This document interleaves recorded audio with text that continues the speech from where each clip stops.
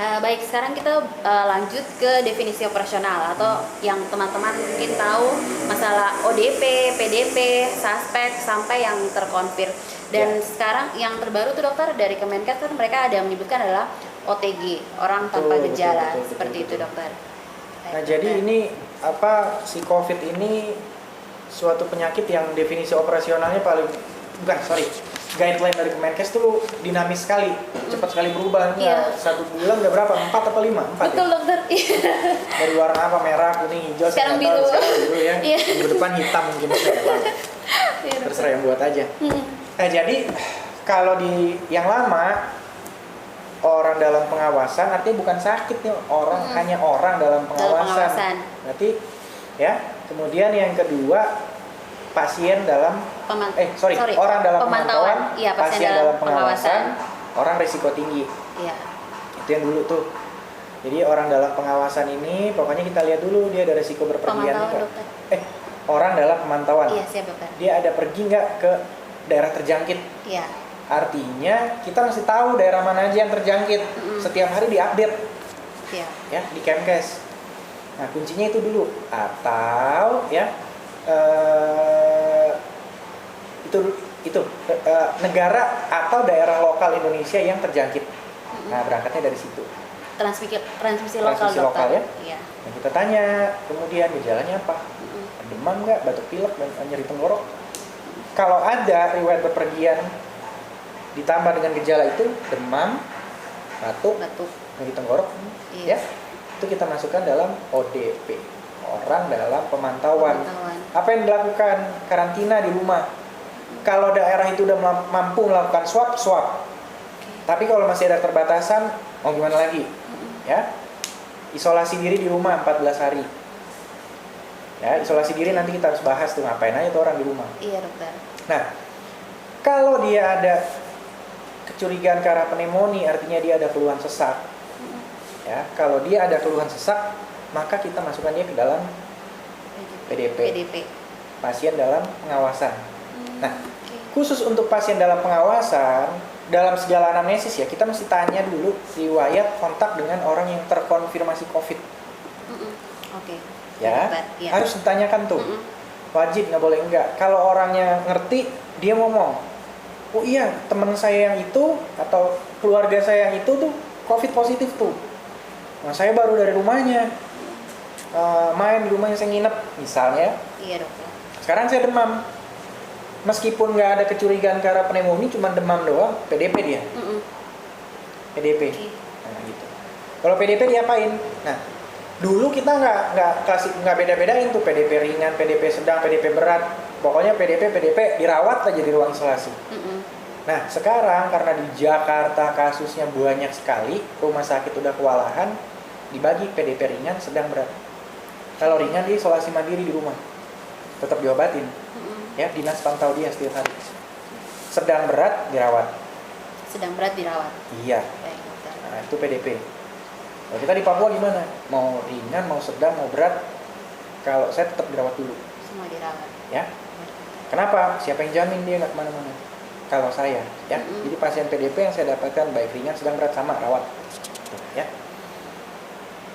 Kecuali memang nanti Pak nggak berharap ya kalau di luar kejadian banyak dan overload rumah sakit, ya kita harus beradaptasi dengan keadaan. Tapi kalau pada saat ini fasilitas kita ada kok, masih sanggup, kita ya rawat. Dirawat. Gitu ya. Baik dokter. Nah, dulu ada klasifikasi orang risiko tinggi.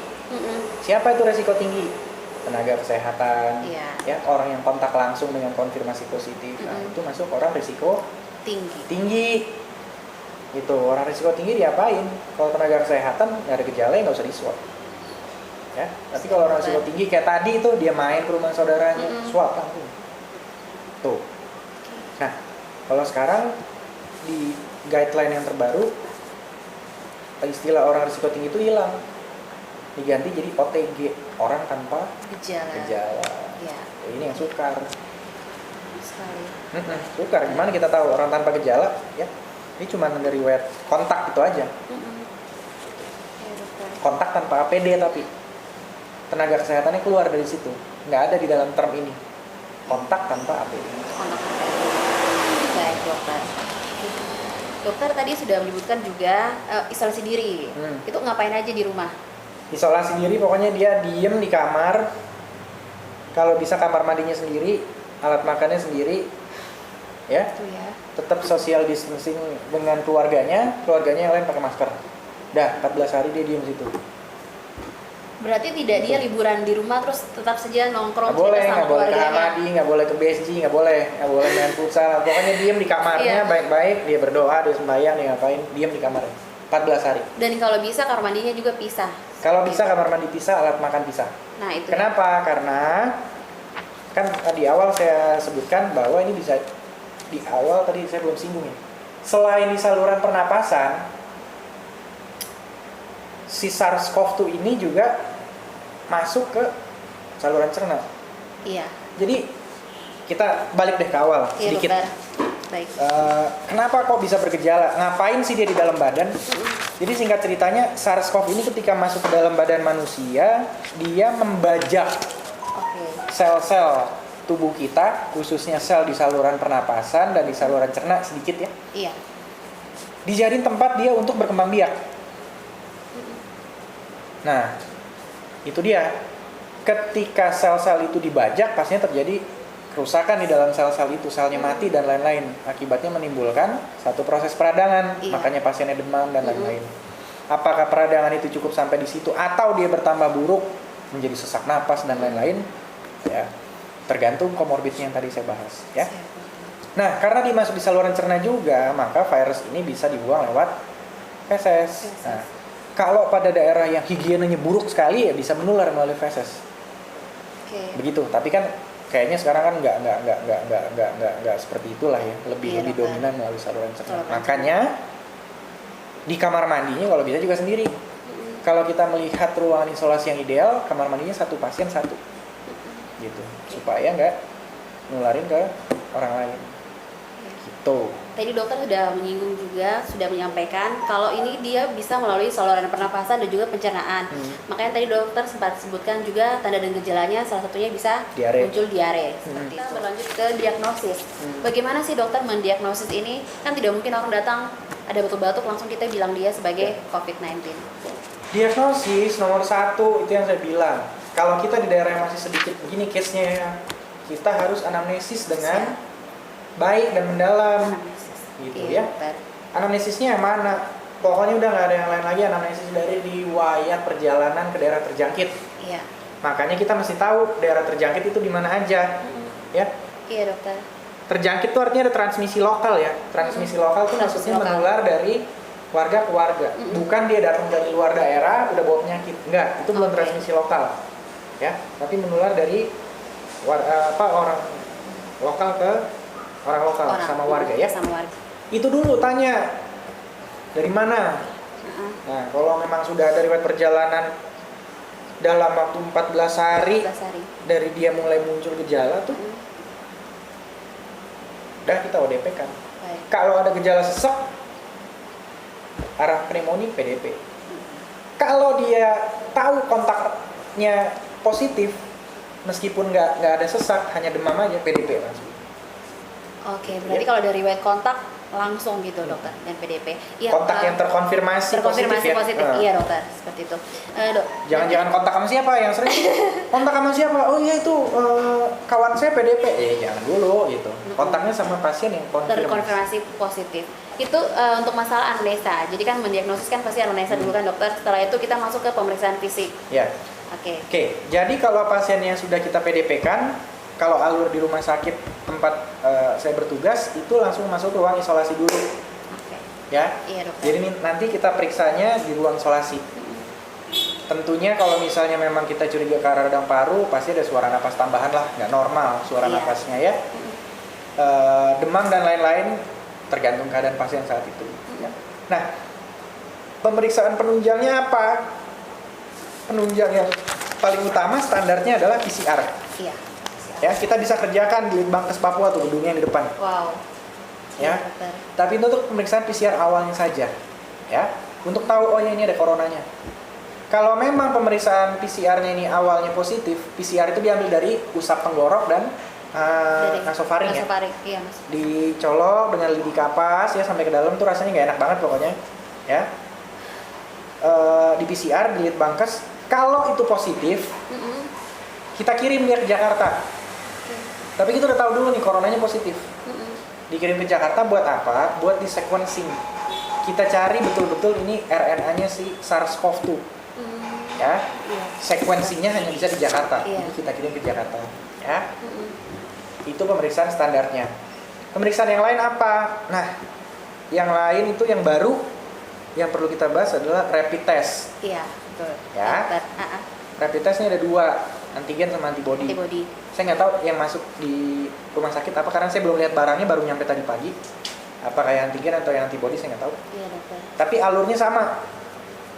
Kalau dia positif, kita periksa pakai kita periksa pakai antibody, tetap kita mesti PCR. Jadi kalau dia positif mesti kita PCR, konfirmasi dulu. Oke. Iya. Ya, kita konfirmasi. Kalau PCR-nya konfirmasi, ya kita rawat. Tapi kalau dari PCR-nya negatif, kita keluarkan. Gitu, ya. Rapid test-nya udah ada. Pemeriksaan lagi yang penting apa? Sebetulnya CT scan. Ini saya berbicara berdasar ilmu ya. Iya, dokter. Artinya bukan yang harus dilakukan. Tapi yang jadi kendala kan barang ini kan mahal. Iya. Nggak mungkin semua pasien yang PDP kita CT scan semua. Maksudnya mahal bagaimana? Alatnya, pesawatnya mahal. Beda dengan foto radio ronsen ya. Kita biasa foto gelap yang biasa, foto toraks yang biasa itu kan alatnya kan portable. Alatnya bisa kita bungkus, bisa kita bawa ke ruang isolasi. Itu lebih aman buat alatnya. Nah, kalau CT scan itu sebenarnya bagus sekali. Cuma kan nggak mungkin satu alat CT scan itu kita bungkus semua pakai plastik, dan nggak mungkin penggunaannya CT scan itu kita pakai hanya untuk pasien COVID aja. Karena pasiennya di Papua ini Jayapura ini kita cuma punya 3 barang itu, nggak mungkin kita khususkan untuk COVID. Nah karena itu yang kita pakai adalah foto toraks biasa. Nah, itu kita foto di ruang isolasi. Ya. Nah penunjang yang lainnya apa? Darah lengkap dan hitung jenis leukosit. Wow. Jadi dokter kalau misalnya untuk kita PCR sendiri di Lakesdas ini tuh kira-kira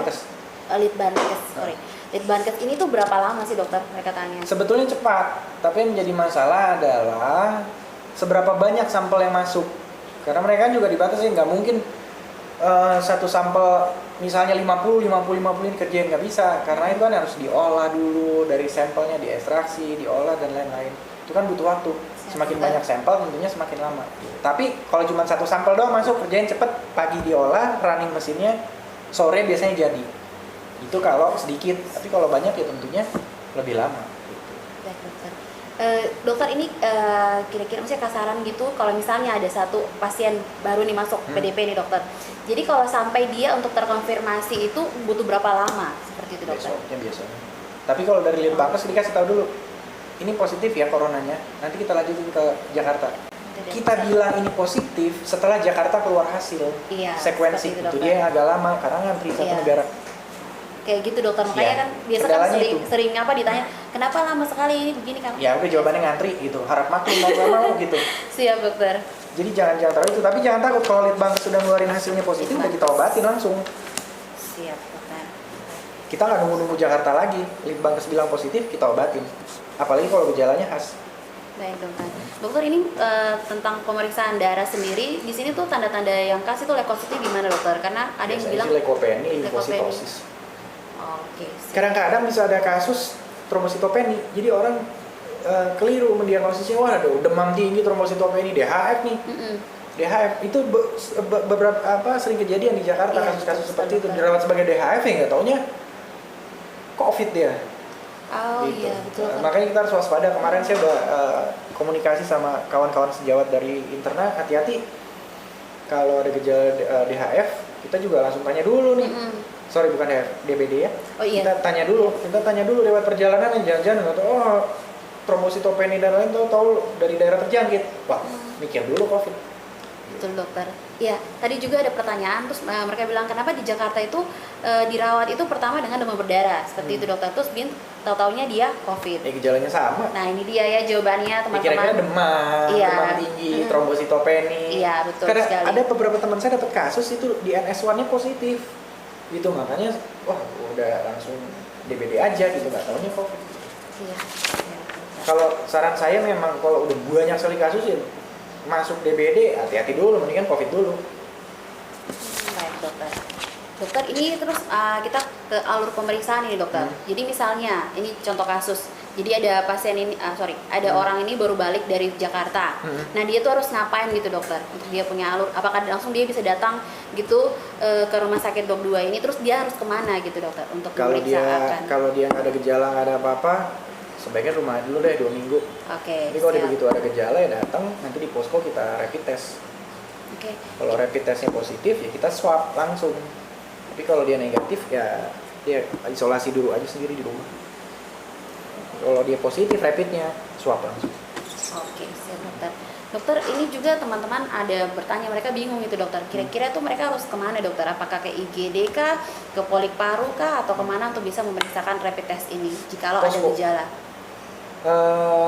Kalau Dok 2 mudah-mudahan besok di posko udah bisa running nih buat rapid testnya. Kalau Bayangkara rapidnya udah masuk juga, mudah-mudahan besok. Provita saya belum cek ya rapidnya udah masuk apa enggak. AB sama Martin ini saya belum tahu barang itu udah masuk apa enggak. Seharusnya sama-sama. Jadi ke posko jawabannya. Jawabannya ke posko ya teman-teman.